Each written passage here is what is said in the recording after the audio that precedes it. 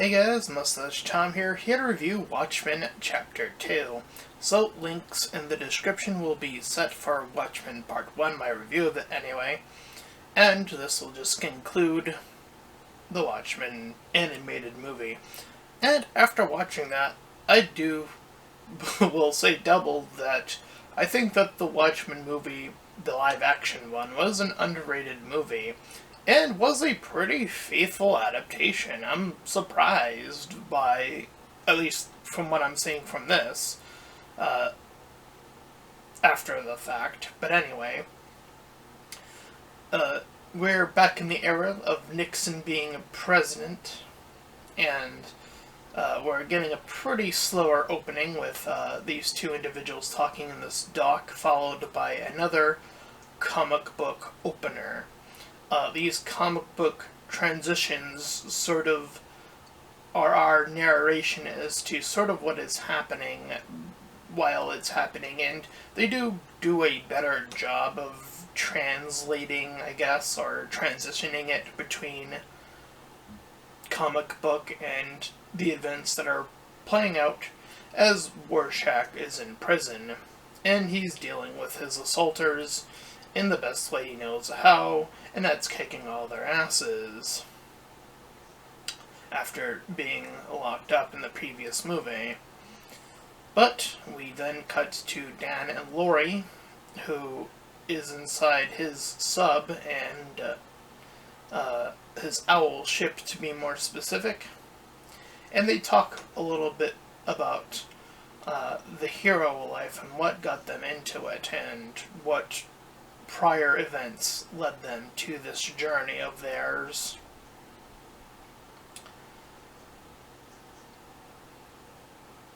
We see that Rorschach, in contrast, was afflicted by walking in on his parents having sex and then being bullied and being an aggressive kid at that age, thus building his mask to be his quote-unquote true self, and began to do his, detectiving.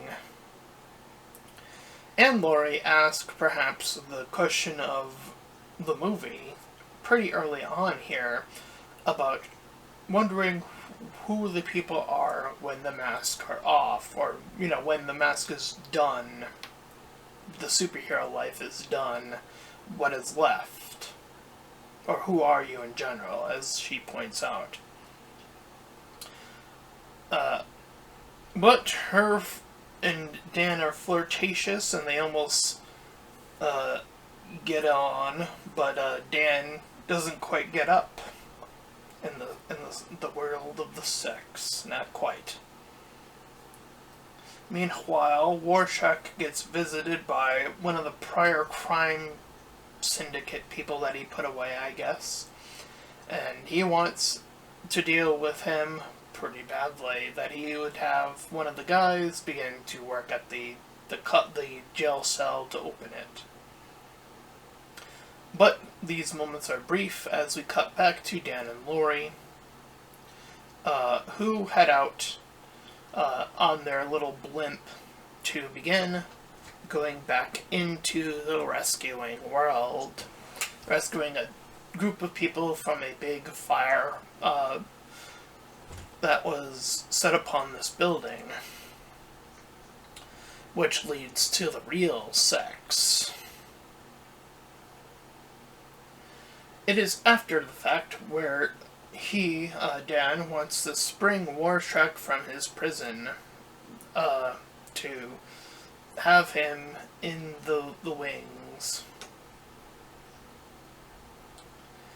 We get our comic transition back to Dan, who talks with the old owl about how all of this conspiracy with World War III, yes, that was a thing all the way back then, and now, all the way in 2024, that has come, I guess, full circle in a bizarre way, so shows you how weird history can be when something like that can come all the way back to haunt the current day.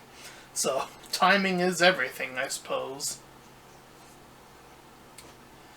At any rate,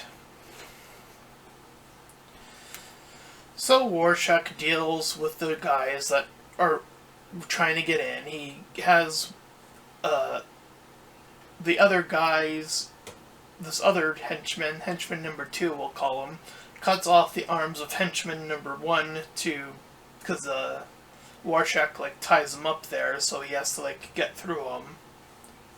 So that kills the guy because his arms get cut off and he bleeds out. The second guy, the henchman number 2, he has an electric rod in which Rorschach kicks the toilet open to have the water spill out and then have the shock baton hit the water, so he gets killed as well. And thus the other 2 go to spring Rorschach around this time. Meanwhile, as we know, Mr. Manhattan was still on Mars. And he appears here after they successfully get Rorschach after he gets the final guy in the bathroom. She mentions him being a deus ex machina, aka the god out of the machine.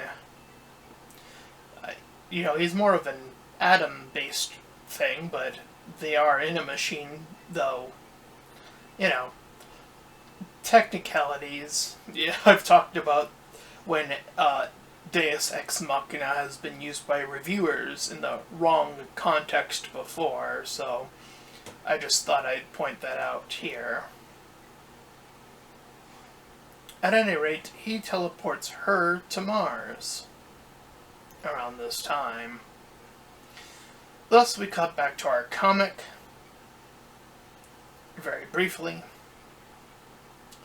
and the gangs that have been sort of left to go about, want to get revenge for this war breakout.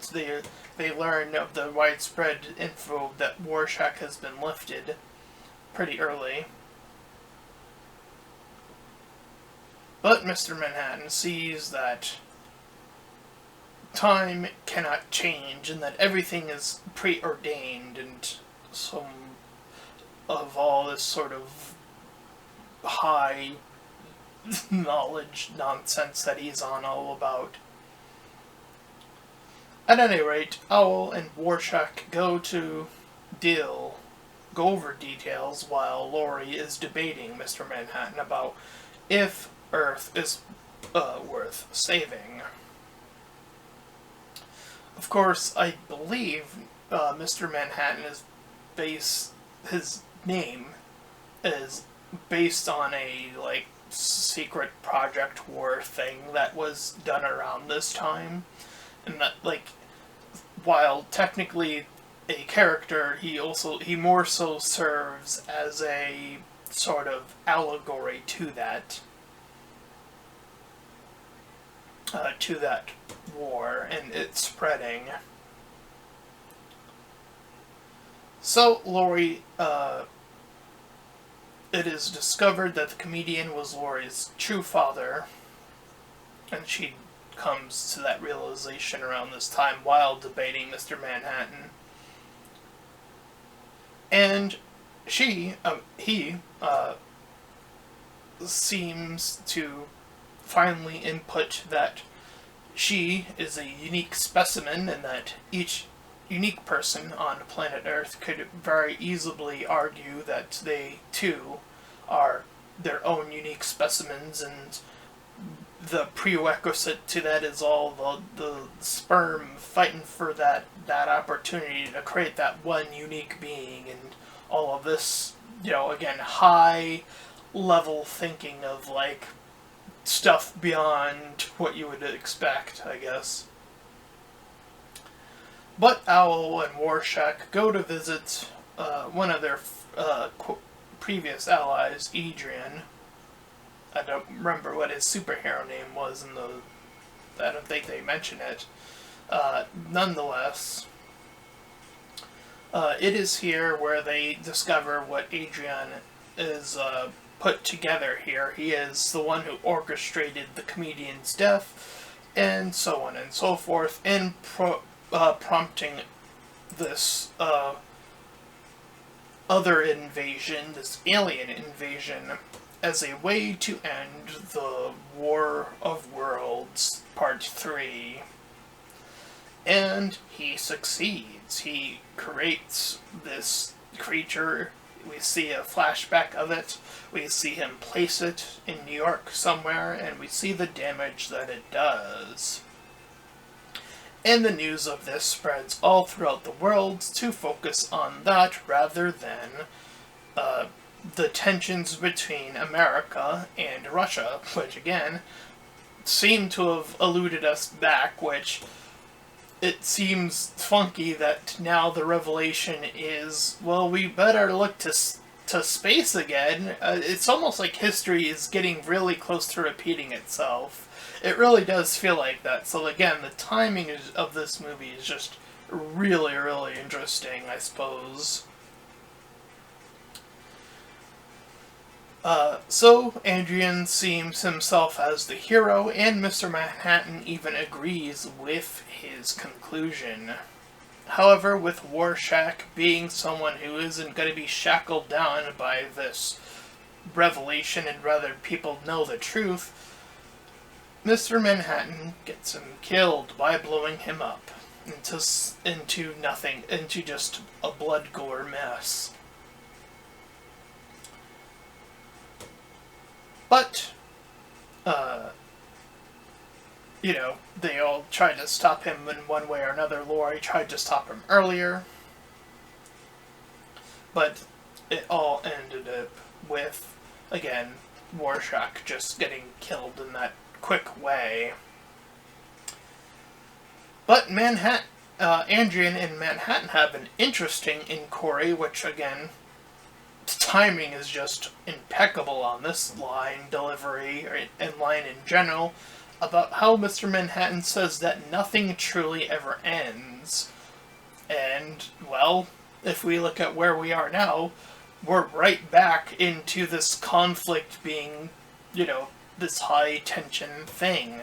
It sort of cycles back to the previous iteration of where we were currently. So, while this movie takes place all the way back when Nixon was president, it clearly shows that, again, history does have an interesting way of catching back up to the present. But the movie does end with Laurie going to her mom and explaining that she knows everything, and then planning that she will get a new, better costume. And then heading out, and seeing that the letters and the news are going to be prepping this new cycle of information that is popping up. And that was Watchmen Chapter 2. Really interesting. Like I said, it's a bit of a slower paced movie. There's definitely a big action set piece in the middle with Rorschach, but I do think that the sort of high-end stuff is where this movie does actually shine a lot more. It's sort of like the X-Men in that way. Obviously you have Marvel and DC in that regard. Watchmen is a earlier era, and X-Men is later era, 1990s. This is like early 70s, I think, right? That's when Nixon was around? I don't know. My history's all fucked, but I digress. At any rate, it's still very much a similar type of story in that they are heroes that are being excommuned because of what and more so what they chose to do, which is in this case be vigilantes.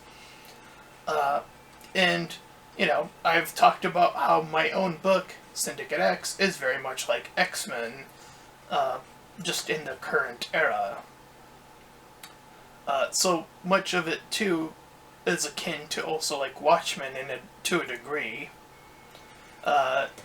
That we really move really slowly when it comes to the tensions between the East and the West. That is something that is, plagued Earth for decades now. That is still very much true. Again, just like in America and Russia. Look no further than that. So, yeah, Mr. Manhattan clearly represents, as I mentioned, these higher concepts about what the value of a human is, what the value of history is, generally speaking, since he talks about being able to see and transcend time and all of this. So he definitely is very high concept. So he's definitely one of the more interesting quote-unquote characters. Again, he's more of an allegory than a character, though they do give him backstory in the first movie. Here they do, again, more execute on that allegory nature of his character. And Rorschach, being tormented to who he is, to being blown up to bits. I don't remember that happening in the Watchmen movie, the live-action one. I might have to rewatch it. But I do remember them confronting Adrian at that. I do remember that up to that point. So yeah, definitely very interesting. If you want to see an animated version of it, there's chapter 1 and 2 here. It's not too terribly long, and, I think it's really good. I would also argue it's an 8 out of 10. So that's my review of The Watchmen Chapter 2. If you ended up enjoying it, then please feel free to like, comment, and subscribe. Also make sure to check out those links in the description. I want to head over to my petition to help out small YouTubers to get to my PayPal, where you can just support me and my channel directly, and there to my Discord server. You can join, collab, shield, all that cool stuff, and until next time everyone, bye-bye.